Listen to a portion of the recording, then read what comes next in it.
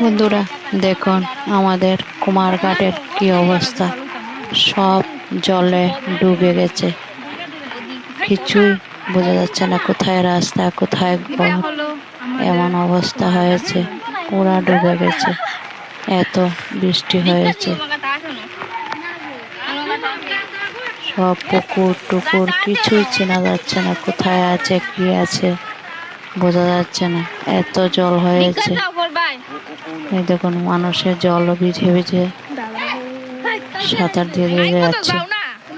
দেখুন বন্ধুরা আমাদের কুমারঘাটের কি অবস্থা, সম্পূর্ণ জলে জল, সব জল।